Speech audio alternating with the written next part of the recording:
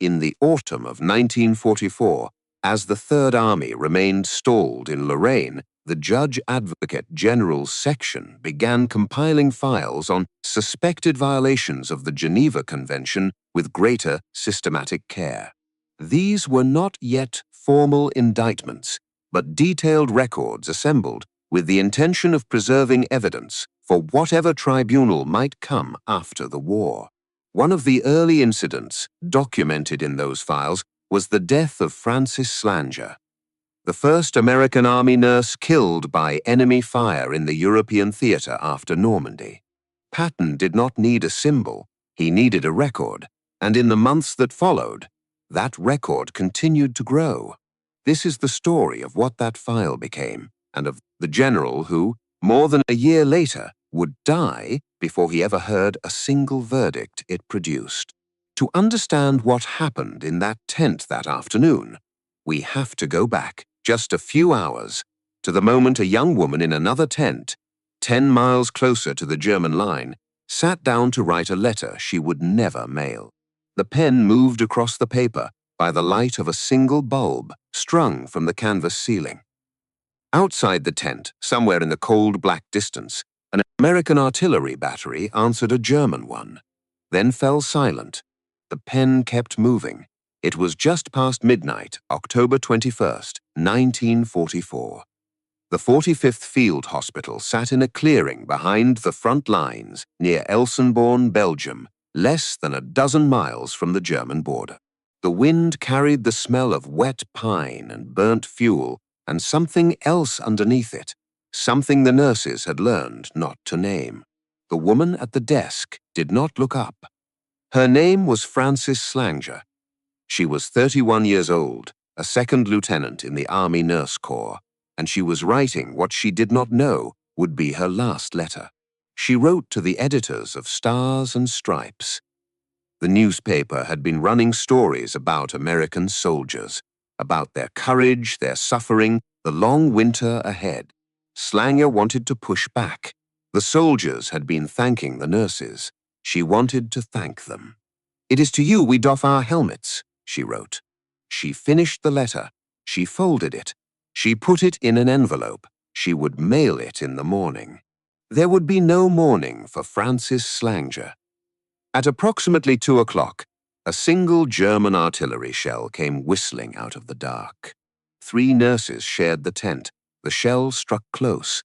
The canvas walls erupted in a percussive bloom of light and metal and noise. By the time the smoke cleared, the other 2 nurses were wounded. Frances Slanger was dying. She did not last the hour. She became the first American Army nurse killed by enemy fire in the European theater after the invasion of Normandy. She had been born Friada Slanger in Łódź, Poland, in 1913. Her family had fled the pogroms when she was a child. They had come to Boston with almost nothing, and her father had peddled fruit from a cart in the streets, while her mother kept the small apartment clean and warm. Frances had become a nurse the slow way, working full-time, studying at night, paying her own tuition. She graduated from the Boston City Hospital School of Nursing in 1937. When America entered the war, she volunteered. She had crossed the Atlantic on a troop ship in the summer of 1944. She had landed in Normandy 3 weeks after D-Day. She had worked in field hospitals across France and Belgium, sleeping in mud, treating soldiers whose faces she would never see again, writing letters, home to a mother who could barely read English. Now she was gone. 3 days later, her letter reached the offices of Stars and Stripes in Paris. The editors held it. They held it for 2 weeks. They wanted to verify what had happened.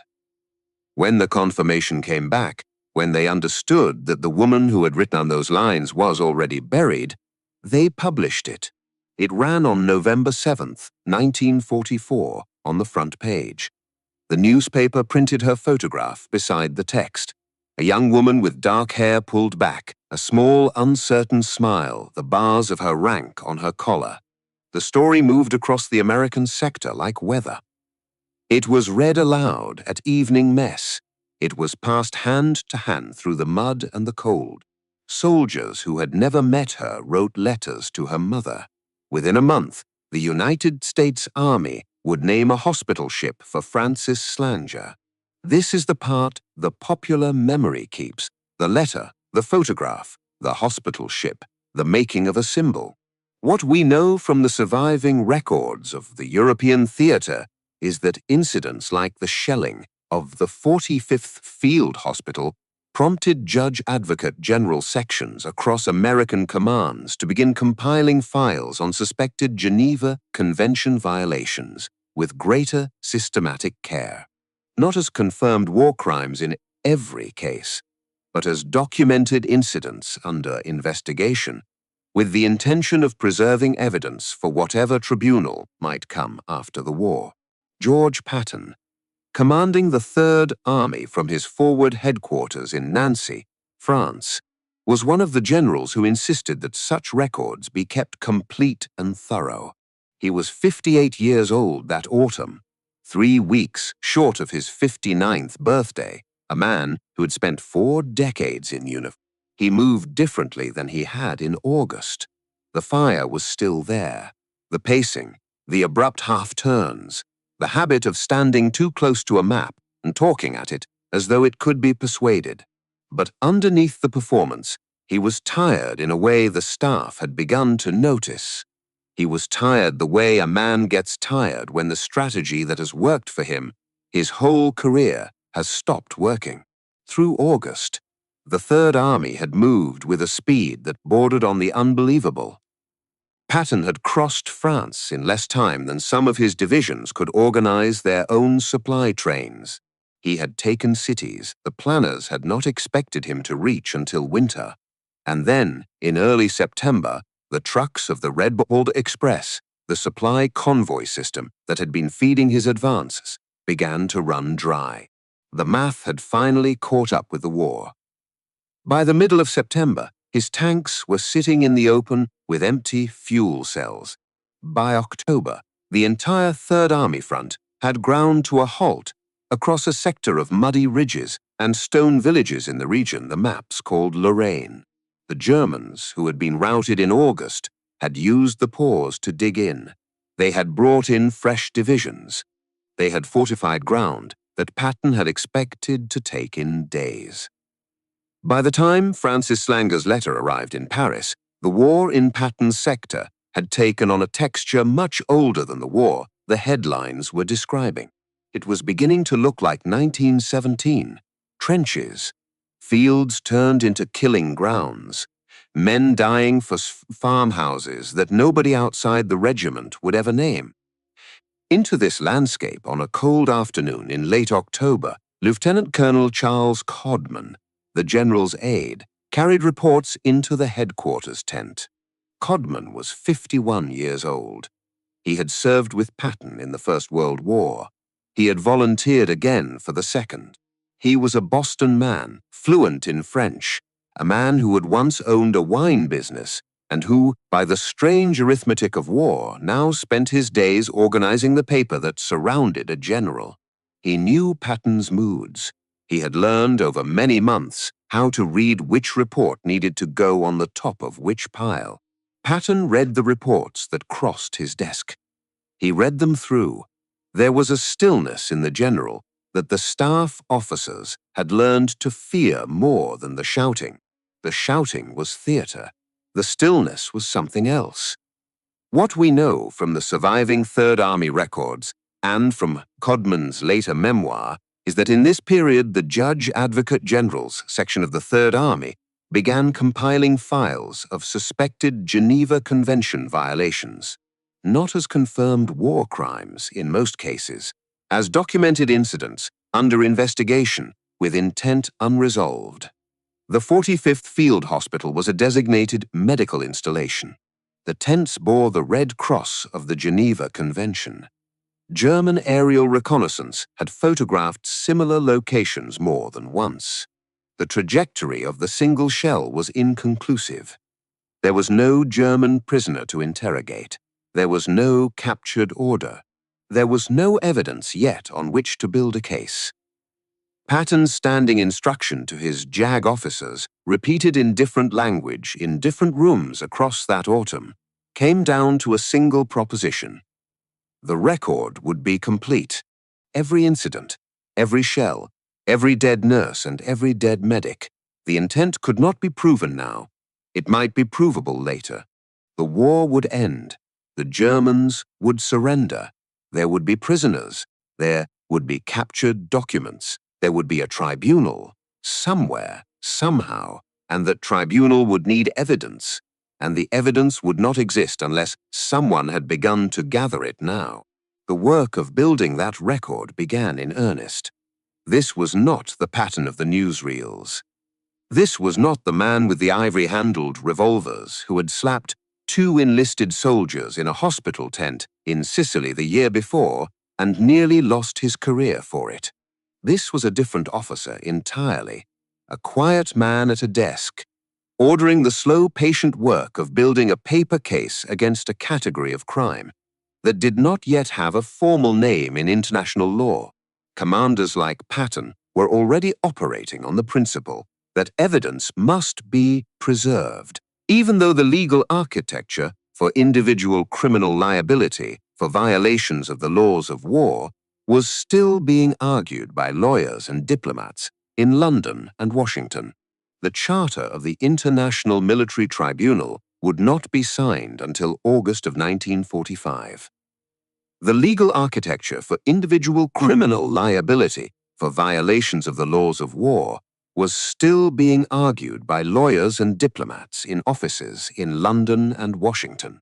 Patton, in a tent in Nancy, was already operating on the principle the world had not yet codified. The folder grew through the rest of October, through November, through into the dark of December. The Judge Advocate General's section of the Third Army assembled what the field could produce. Statements from surviving nurses at the 45th, sketches of the shell's impact point, photographs of the Red Cross markings as they had appeared from the German side of the line. The work was patient. It was unglamorous. It was the kind of work a soldier did when he understood that justice, real justice, the kind that survives a war, was not made in speeches. It was made in files. And the file on Frances Slanger had a particular weight that no one in that tent yet understood, because the third turn of this story had not yet revealed itself. It would reveal itself through a name no one in Patton's headquarters knew. The name was Reba Whittle. She was 25 years old. She was a flight nurse, a second lieutenant in the Army Nurse Corps, born in a small town in Texas to a family of cattle people. She had been raised on horseback and trained in a hospital in Los Angeles. She had been assigned to a medical evacuation squadron, flying C-47 transports between the front and the rear area hospitals. The aircraft were unarmed. They were marked conspicuously and unmistakably with the Red Cross of the Geneva Convention. On the morning of September 27, 1944, less than a month before the shell that killed Frances Slanger, Reba Whittle's C-47 had been hit by German anti-aircraft fire over Aachen, near the German border. The aircraft had gone down inside enemy territory. Whittle had survived the crash. She had been wounded. She had been taken into German custody.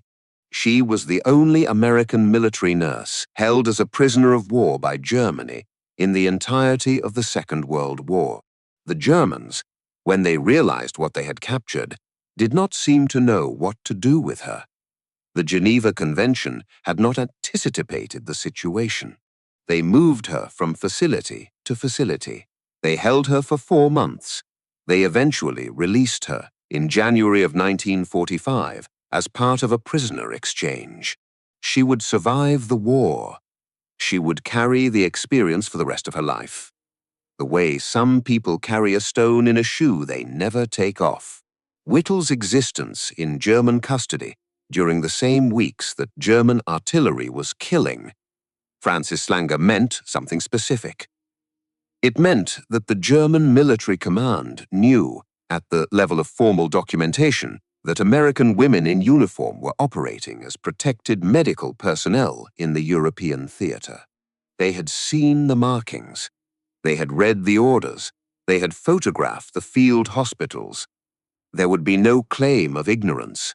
There could be no claim of confusion. Whatever the German artillery had done in the dark of October 21st, whatever the German officers across the line had ordered or permitted or looked away from, they had done it with full knowledge of what the targets were. In a tent in Nancy, in a folder that was beginning to thicken, the record was being kept. The winter was coming.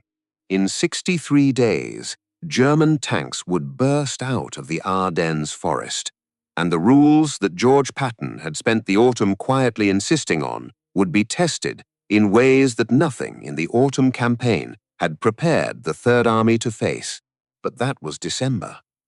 In October, in the cold tent in Nancy, a 58-year-old general closed a folder and slid it across a desk and said only what was necessary. Begin the file. The folder grew thicker through November. It was kept in a locked box in the corner of the Judge Advocate General's tent at Third Army Headquarters, and by the second week of December, it had outgrown the box and required a second one. The second box began to fill. Reports came in from forward units across the entire front. Medics killed at close range after crossing the line under flags of truce. Ambulances fired on. Surgical tents shelled with what the JAG investigators concluded, after measuring trajectories and interviewing prisoners, was deliberate targeting. The specifics varied. The category did not. The file thickened. The work was quiet. The cold deepened. And then, in the second week of December, something else began to happen in the folder. It began to gather reports about American soldiers. This is the part of the story that the popular memory has worked hardest to bury. It is also, in its own difficult way, the truest measure of the man George Patton was that autumn. Because Patton, who had spent October and November documenting German violations of the Geneva Convention, had also instructed the JAG section to document violations committed by his own troops. The same standard, the same paper, the same patient assembly of evidence. American soldiers, in the exhaustion of the autumn fighting, were committing their own violations. Prisoners shot in woods, wounded enemies finished off, surrender refused. The Third Army's JAG office logged each one with the same patients it brought to the German files. The folder included them all. Patton did not believe in selective law. He believed, as a matter of operational philosophy, that he had argued for 30 years, that an army which abandoned its own discipline could not be trusted to fight effectively when the test came. He had told his staff this in different language, in different rooms, in different theaters of the war. You could not ask men to die in formation for a flag, he said, if you also told them, in the same breath, that the flag's rules applied only to the enemy. The whole structure collapsed. The whole structure had to apply both ways, or it did not apply at all. So the folder grew on both sides. It would matter, this fact, in the weeks ahead in ways that no one in the JAG tent could yet anticipate.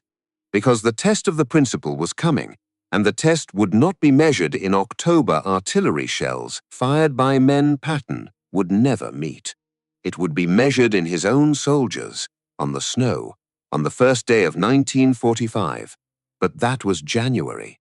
On the night of December 15th, 1944, the Wehrmacht moved. The American line through the Ardennes forest of Belgium and Luxembourg was held by 4 divisions across an 85-mile front. 2 of the divisions were brand new. They had not seen combat. The other 2 had been pulled out of heavy fighting and rotated into what the planners had designated a quiet sector, a place where exhausted units could recover. The forest was thick. The hills were steep. The roads were narrow and easily blocked. Allied intelligence had concluded that the Germans were finished as an offensive force in the West. The conclusion was wrong. At 5:30 in the morning of December 16th, In heavy fog and falling snow, German artillery opened along the entire Ardennes front. 20 German divisions began moving west, with another 10 in reserve behind them. The 6th Panzer Army on the right, the 5th Panzer Army in the center, the 7th Army on the left. The objective, in Hitler's mind, was the Belgian port of Antwerp. The objective, in reality, was to split the American and British armies, force a separate peace in the West, and free Germany to concentrate against the Soviets in the East. It was the largest and most desperate offensive the Germans would launch in the Western theater of the war. It would be called, by the men who fought it, the Battle of the Bulge, and the spearhead of the German attack on the northern shoulder was Kampfgruppe Piper. The unit was named for its commander, Joachim Piper, an SS officer 29 years old, blonde, photogenic, fluent in English, decorated, ruthless. He had risen through the SS officer corps in Russia, where the rules of war had been suspended for years by everyone on both sides, and he had come west with the habits of that suspension intact. His Kampfgruppe was the cutting edge of the 1st SS Panzer Division. It comprised approximately 5,000 men and roughly 120 tanks and assault guns, including the new King Tigers, the heaviest armored vehicles in the German inventory. Pieper had been told that his column would lead the German breakthrough to the Meuse River. He had been told that speed was everything. He had been told, in language that would later be argued about in courtrooms, that prisoners were a complication he was not to indulge. His column moved west into Belgium through the morning of December 16th and into the 17th. It reached a crossroads near the village of Baugnes, just south of the Belgian town of Malmedy, at approximately 1 o'clock in the afternoon on December 17th. At the crossroads, a small American convoy was passing through. Battery B of the 285th Field Artillery Observation Battalion. Approximately 140 men in trucks. They were not a combat unit. They were observers, surveyors, men whose job was to track the fall of artillery shells and call corrections back to the gun batteries. They were lightly armed. They were not expecting the war to be coming up the road behind them. The lead tanks of Pieper's column opened fire on the convoy. The American trucks were destroyed in minutes. The survivors, perhaps 120 men, came out of the vehicles with their hands up. They were herded into the snow-covered field at the southwest corner of the crossroads. What happened next is documented by the testimony of the men who survived it and by the bodies of the men who did not. For reasons that would be argued at a tribunal for the next 10 years, the SS troops standing guard over the prisoners opened fire with their machine pistols and their rifles. The prisoners broke. Some ran. Most were killed where they stood. The wounded, who fell into the snow, were walked over by individual SS soldiers and shot in the head at close range. The shooting in the field lasted approximately 15 minutes. The cleanup, the methodical killing of the wounded, lasted longer. 84 American prisoners of war were murdered in the snow at the Baugnes crossroads on the afternoon of December 17, 1944. Some men survived by feigning death in the pile of bodies and crawling away after dark. It would become known to history as the Malmedy Massacre. It was not that day the only one. On the same date, December 17, 1944, 10 miles to the east, in the small Belgian village of Wereth, 11 other American soldiers were also being killed. This is the part of the story almost no one outside of a small community of researchers knows. The 11 men were soldiers of the 333rd Field Artillery Battalion. They were black Americans.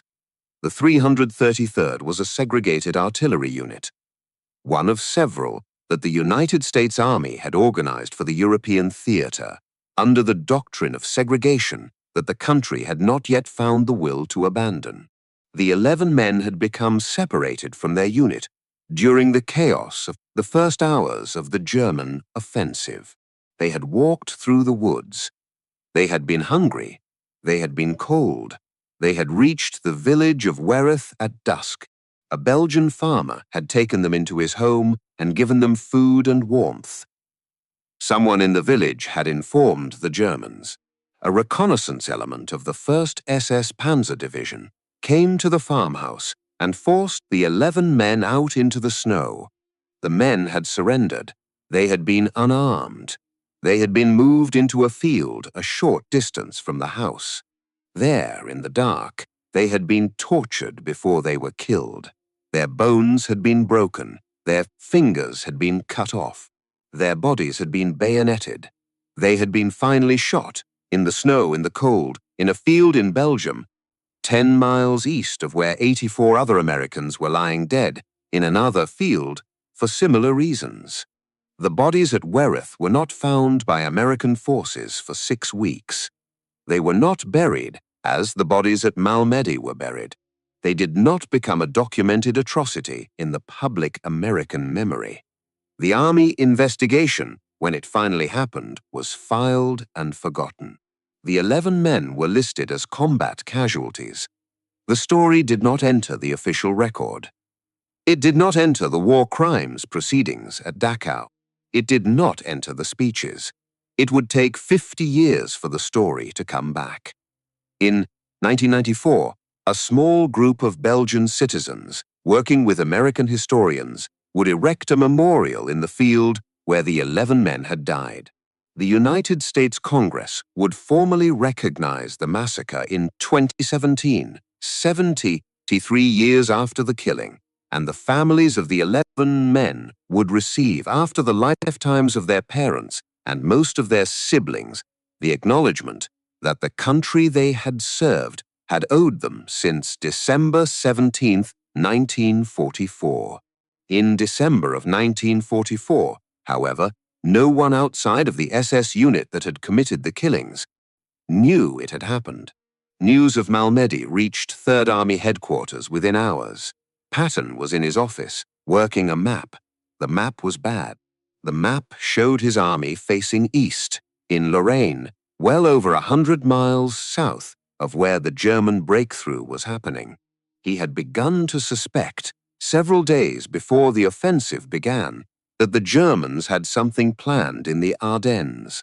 He had ordered his staff to begin drawing contingency plans without telling the higher commands what he was doing. The contingency plans were on the table. Codman came into the office with the report from Malmedy. Patton read it.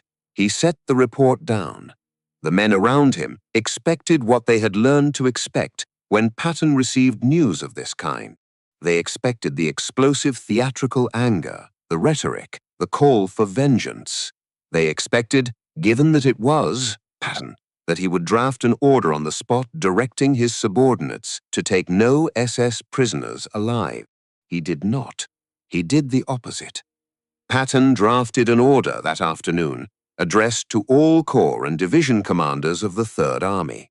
The order, in the language of the day, reaffirmed the requirements of the Geneva Convention regarding the treatment of prisoners of war.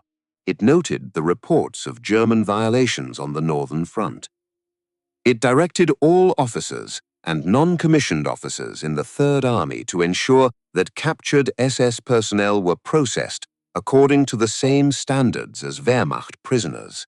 It noted that retaliatory killings would be subject to investigation and, where evidence was found, to court-martial under the Articles of War.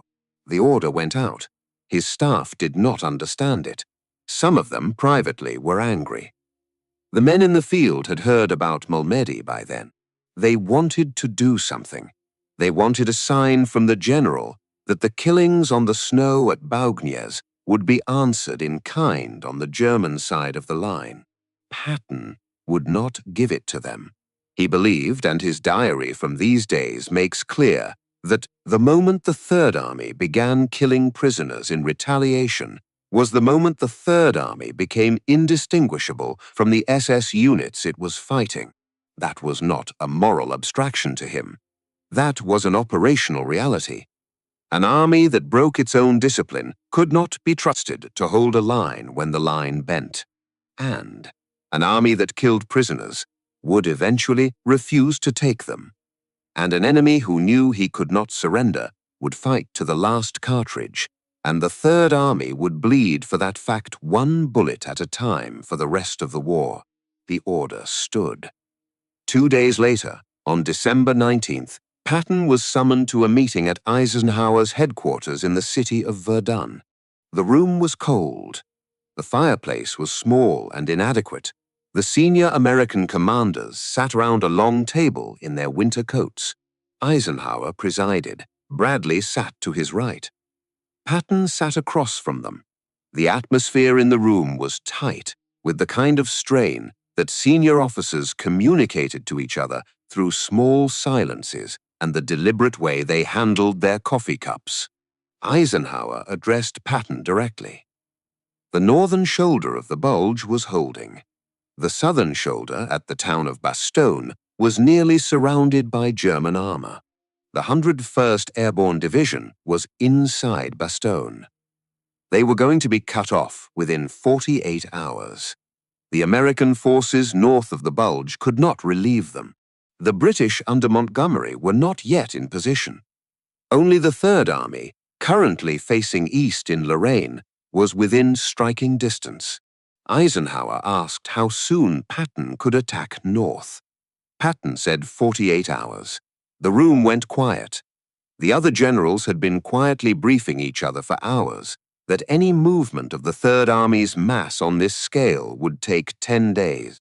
Patton was talking of turning 3 divisions 90 degrees in the dead of winter, on icy roads, in fog, against a moving enemy, and beginning a major counterattack before the end of the week. It was, by every measure of military logistics, impossible. Patton had already done it. He had begun moving the divisions before he left for the conference. He had given his staff 3 contingency plans, color-coded before he had departed. He had a code word arranged. He was going to make a single phone call from Eisenhower's headquarters back to his own, and the operation would begin. He made the phone call. The Third Army turned. What happened in the next 72 hours has been studied at the United States Army Command and General Staff College for 70 years.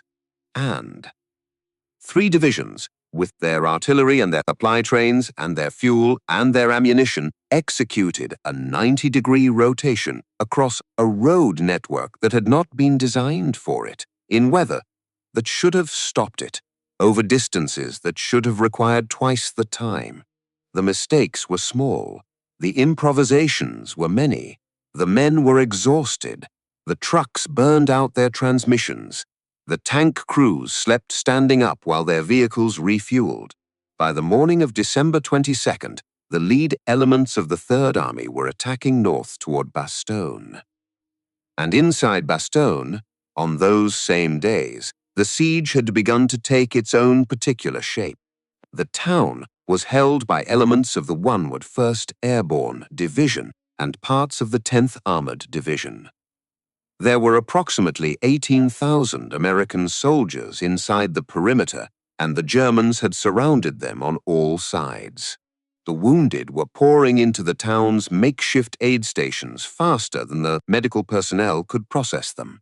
A battalion surgeon named Jack T. Pryor, captain in the medical corps, had set up his aid station in the Heinz Barracks, a stone military building at the southern edge of the town. He had no nurses. He had 2 medics. The wounded were arriving by the hundreds. On the morning of December 21st, Pryor put out a call into the town. He needed help. He needed anyone who could nurse, dress wounds, change bandages, hold a soldier's hand while he died. 2 women came forward. One was Augusta Chiwi. She was 23 years old, Belgian by upbringing, the daughter of a Belgian veterinarian father and a Congolese mother. She had trained as a nurse in Leuven. She had come to Bastogne to visit her family for Christmas. The other was Renée Lemaire. She was 30. She had been born in Bastogne, the the daughter of a hardware store owner. She had trained as a nurse in Brussels. She had been engaged to a Jewish man who had been arrested by the Gestapo earlier that year and taken away, and she had not heard from him since. She had come back to Bastogne to be with her parents. Both women had been trapped in the town when the German offensive cut the roads. They walked into Pryor's aid station on the morning of December 21st and began to work. They worked through the 22nd. They worked through the 23rd. They worked while the cold deepened, while the supply situation in the town reached its worst point, while the German artillery walked rounds across the streets in long, deliberate patterns. The wounded came and came. Captain Pryor would later write of Renée Lemaire that her presence in the aid station was, in the literal sense, what kept the wounded soldiers alive who would otherwise have given up. On the evening of December 24th, the Luftwaffe came. It was Christmas Eve. A flight of German bombers crossed the Bastogne perimeter at altitude in the late afternoon. They dropped their loads in deliberate patterns across the town center. One 500-pound bomb fell on the Heinz barracks at approximately 8:30 in the evening. The aid station was destroyed in seconds. Approximately 30 wounded American soldiers were killed instantly. Renée Lemaire was killed in the blast. Captain Pryor would later find her body in the cellar. Augusta Chiwi, who had been in a separate room when the bomb hit, was thrown through a wall and survived. The Christmas Eve of 1944 passed in the snow over the ruins. 2 days later, on the morning of December 26th, the lead tanks of Lieutenant Colonel Creighton Abrams' task force, part of the 4th Armored Division of Patton's Third Army, broke through the German encirclement and reached the outskirts of Bastogne. The siege was over. Patton had done what he had told Eisenhower he would do, on the schedule he had said he would do it on, in conditions that had not allowed it. He arrived in Bastogne 3 days later. He walked through the wreckage of the Heinz Barracks aid station. He did not speak for some time. In his diary, in an entry written on the night of January 4th, 1945, after he had visited the surviving aid stations, and after the report on Renée Lemaire had crossed his desk, and after the full picture of what the SS had done across the Ardennes had become clear, George Patton wrote a sentence that, depending on how it is read, captures the whole contradiction of the man. He wrote, in unmistakable language, that the SS as an institution would have to be destroyed entirely. The words on the page were the words of a soldier whose patience with a particular enemy had ended.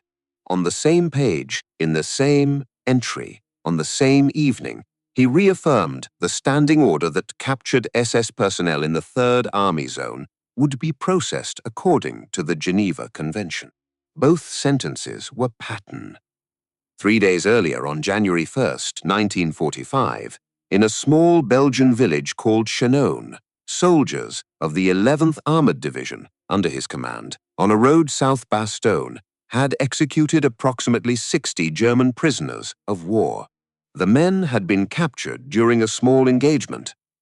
They had been disarmed. They had been lined up against a hedge. They had been shot. Patton knew within 48 hours. His diary entry of January 4th contains, in the language of a man writing for himself in a private notebook, the wish that the incident at Chinon would not become public. He did not order an investigation. He did not court-martial the officers responsible.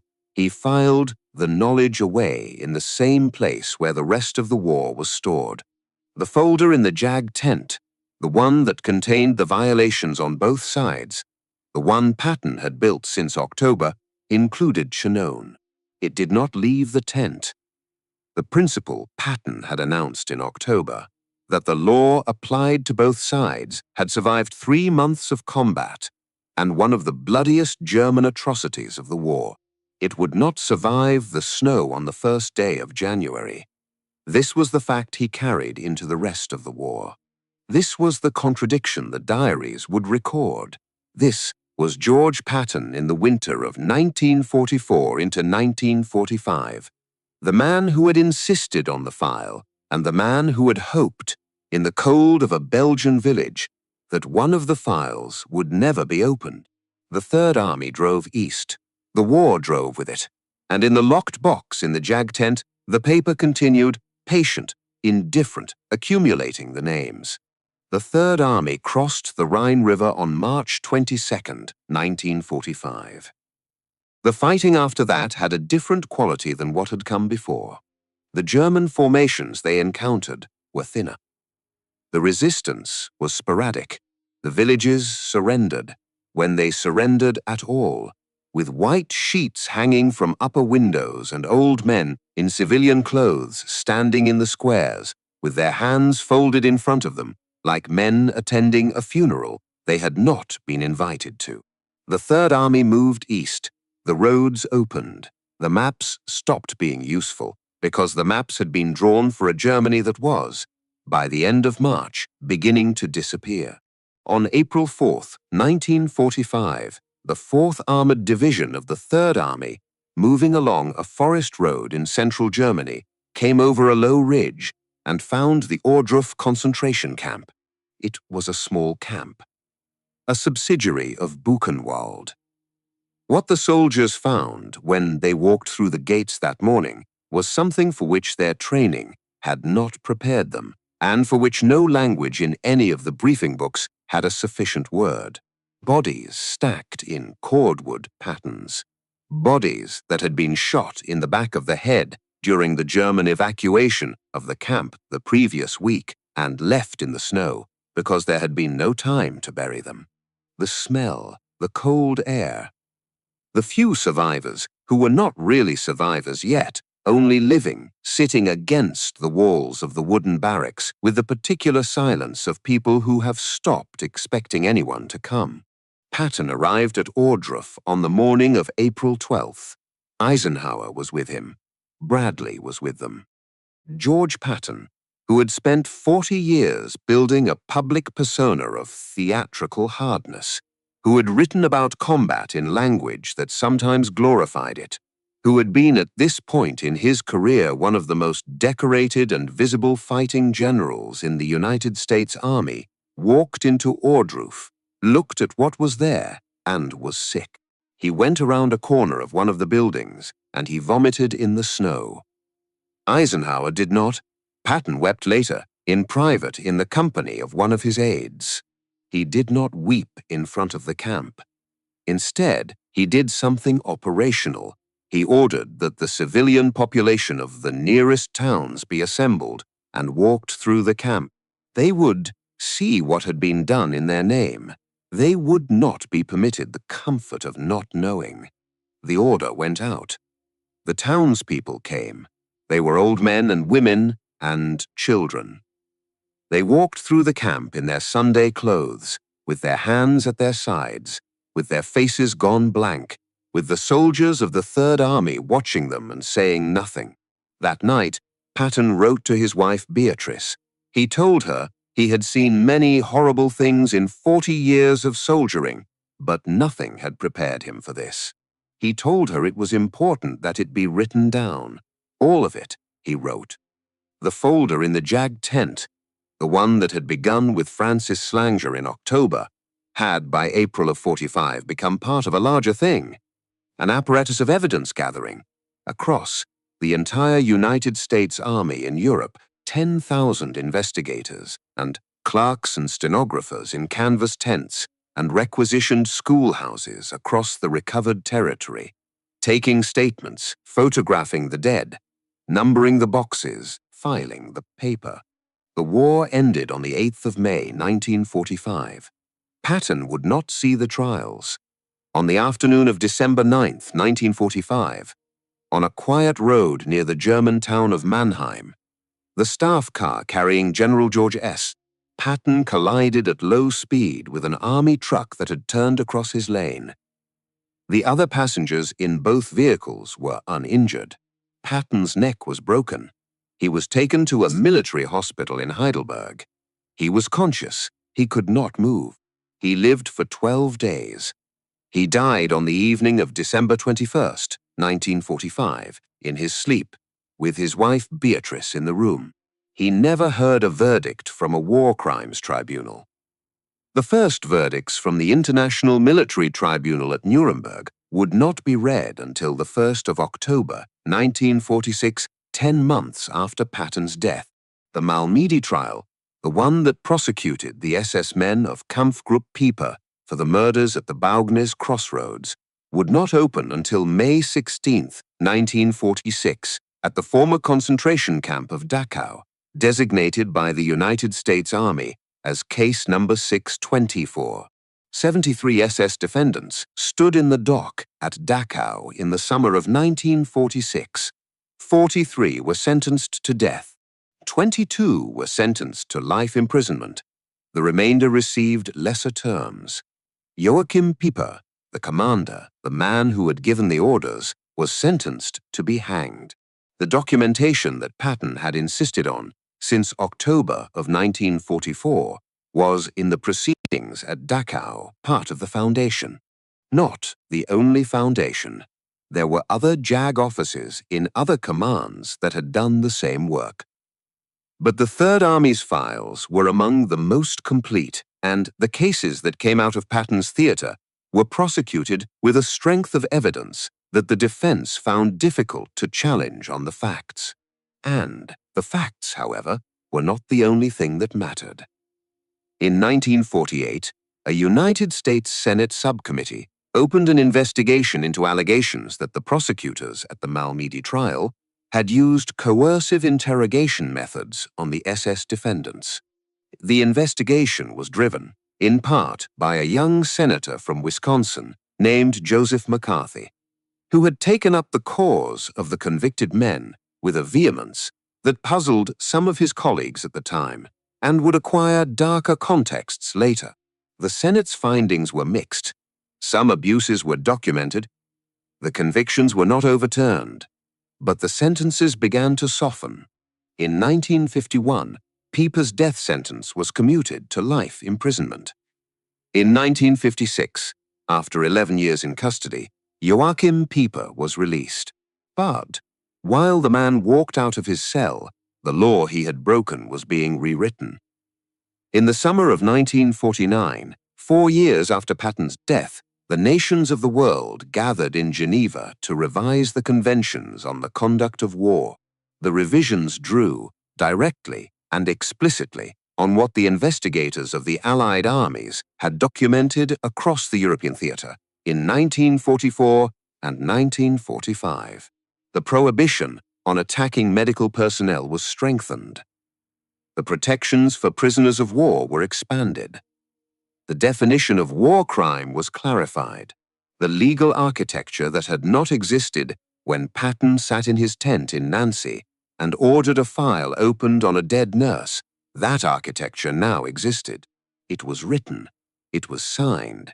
It became law in every nation that joined the conventions, and it remains the law, in our own time, in every theater where soldiers go. The man himself, meanwhile, returned to Germany. He worked, for a time, in the automotive industry.